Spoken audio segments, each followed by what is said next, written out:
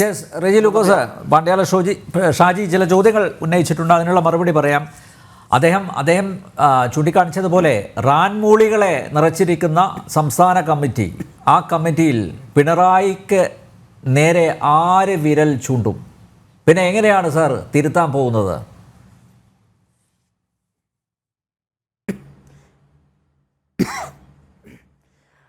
അനിൽ നമ്പ്യാരെ അദ്ദേഹം പറഞ്ഞ രോഷത്തോടുകൂടിയുള്ള അദ്ദേഹത്തിൻ്റെ പ്രകടനങ്ങൾ, ബഹുമാനപ്പെട്ട ഷാജി സാറിൻ്റെ സംസാരങ്ങൾ ദീർഘമായ പ്രഭാഷണം ഞാൻ കേട്ടുകൊണ്ടിരിക്കുക. അദ്ദേഹം പറഞ്ഞതിനകത്ത് അടിസ്ഥാനപരമായിട്ട് 2-3 തെറ്റുകളുണ്ട്. അത് അദ്ദേഹം ഒരിക്കൽ പാർട്ടിയുടെ ആളാണെന്നാണ് ഞാൻ മനസ്സിലാക്കിക്കൊണ്ടിരിക്കുന്നത്. അദ്ദേഹം പറഞ്ഞത് കരിമണലിനെക്കുറിച്ച് അദ്ദേഹം പ്രതിപാദിച്ചു. കരിമണലിന് അനുമതി കൊടുത്തത് ബഹുമാനപ്പെട്ട ഷാജി സാർ, അത് ഞങ്ങളുടെ പാർട്ടിയല്ല. അത് AK ആന്റണി മുഖ്യമന്ത്രിയായിരുന്നപ്പോഴാണ് അതിന് അനുമതി കൊടുത്തത്. സാർ ആദ്യം മനസ്സിലാക്കുക, ഞങ്ങളുടെ സർക്കാർ വന്നപ്പോഴത്തേക്ക് അനുമതി നിഷേധിച്ച് പിന്നെ കോടതി പോവുകയാണ്. റജി ഞാൻ തിരുത്തുകയാണ്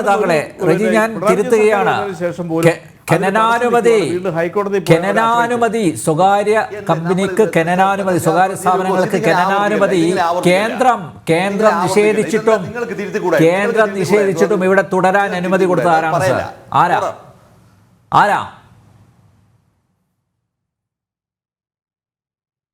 ഞാൻ പറഞ്ഞ സാറേ,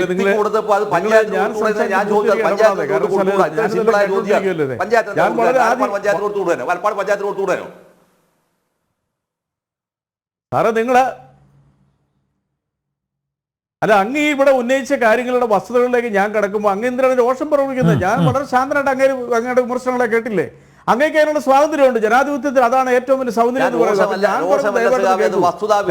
വളരെ സാഹൂതമാണ് കാര്യങ്ങൾ ഞാൻ കേട്ടത്.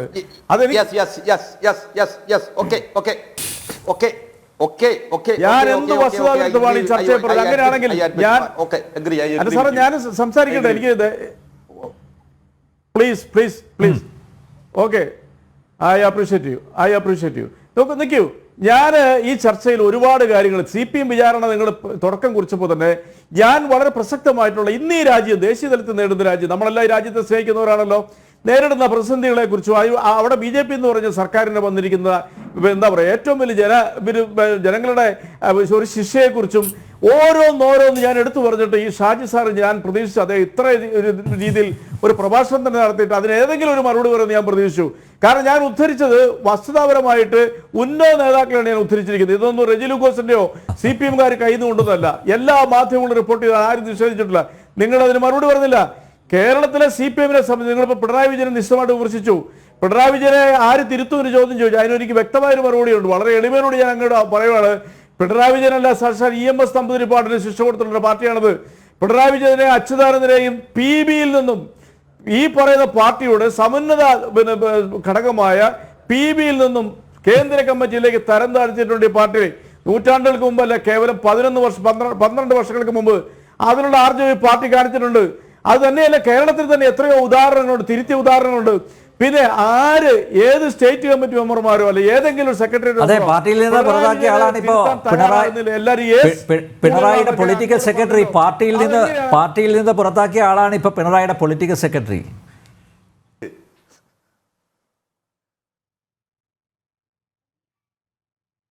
അല്ല, അത് അദ്ദേഹത്തിനെ പുറത്താക്കി, അത് കൂടാണ്ട് പലരെ പുറത്താക്കി, തെറ്റുകൾ തിരുത്തി തിരിച്ചു വരുന്നവരെ തിരിച്ചെടുക്കുന്ന സമ്പ്രദായം അത് CPMന് മാത്രമൊന്നുമല്ല.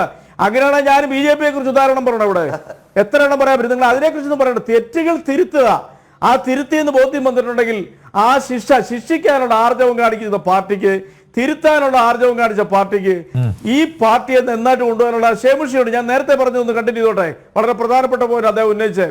സാറേ ഞാൻ ചോദിക്കട്ടെ, ഈ സംസ്ഥാന കമ്മിറ്റിയിലും സെക്രട്ടേറിയറ്റിലും അവിടെ എന്താണ് ചർച്ച ചെയ്യണമെന്ന് കേരളത്തിൽ ഈ പാർട്ടിയുടെ ആ ഘടകങ്ങളിൽ മെമ്പർമാരില്ലാത്ത ഏതെങ്കിലും വ്യക്തിക്ക് പറയാൻ പറ്റുമോ? മാധ്യമങ്ങൾ ഇവരെ ഗസ്റ്റ് ചെയ്യുന്നു, എന്തെങ്കിലും ശരിയായിട്ടുണ്ടോ? ഞങ്ങളുടെ പാർട്ടിക്കുള്ളിൽ നിശ്ചിതമായ വിമർശനങ്ങൾക്കും അഭിപ്രായ സ്വാതന്ത്ര്യത്തിനുള്ള പാർട്ടിയാണ്. ഞാൻ സാറിനോട് തുറന്നു പറയാം, ഞാനൊരു പാർട്ടി മെമ്പറാണ്. ഞാൻ ബ്രാഞ്ച് കമ്മിറ്റിയിലൊക്കെ പങ്കെടുക്കുകയും ഈ പാർട്ടിയുടെ കോട്ടയം ജില്ലാ സമ്മേളന പ്രതിനിധിയായിരുന്നു ഞാൻ. അതുകൊണ്ട് എനിക്കൊക്കെ വളരെ വ്യക്തമായിട്ട് ഈ പാർട്ടിയിലെ സ്വയം വിമർശനങ്ങളും അത് മൈക്ക് കെട്ടിയല്ല. ഞങ്ങൾക്കൊരു ജനാധിപത്യ ഇതുണ്ട്, ഒരു സ്ട്രക്ചറുണ്ട്, പാർട്ടിക്കുള്ളിൽ വിമർശിക്കാനുള്ള എല്ലാ സ്വാതന്ത്ര്യമുണ്ട്. ആ സ്വാതന്ത്ര്യമൊന്നും BJPയെ പോലുള്ള പാർട്ടിക്കില്ല. അങ്ങനെ ഒരു വിമർശനം ഉന്നയിച്ചാൽ സുരേഷ് ഗോപി പറഞ്ഞിട്ടുണ്ടല്ലോ, എൻ്റെ നേതാവ് 2 പേരേ ഉള്ളൂ, അത് അമിത്ഷായും നരേന്ദ്രമോദിജിയാണെന്ന് പറഞ്ഞിട്ടുണ്ട്. വേറെ ആരും അദ്ദേഹത്തിന്റെ നേതാവല്ല. അദ്ദേഹത്തിനെ പോലും തിരുത്താൻ നിങ്ങൾക്ക് സാധിക്കത്തില്ല. സുരേഷ് ഗോപിയാണ്, പക്ഷെ CPM അതല്ല. സുരേഷ് ഗോപിയാണ് താരം എന്ന് PV കുഞ്ഞുങ്ങളുടെ രജി ആവർത്തിച്ച് അടിവരയിട്ട് പറയുകയാണ്. സുരേഷ് ഗോപിയാണ് താരം. സുരേഷ് ഗോപിയെ എന്തിനാണ് ഇത്ര പേടിക്കുന്നത്? എന്തിനാണ് ഇത്ര ഭയപ്പെടുന്നത്?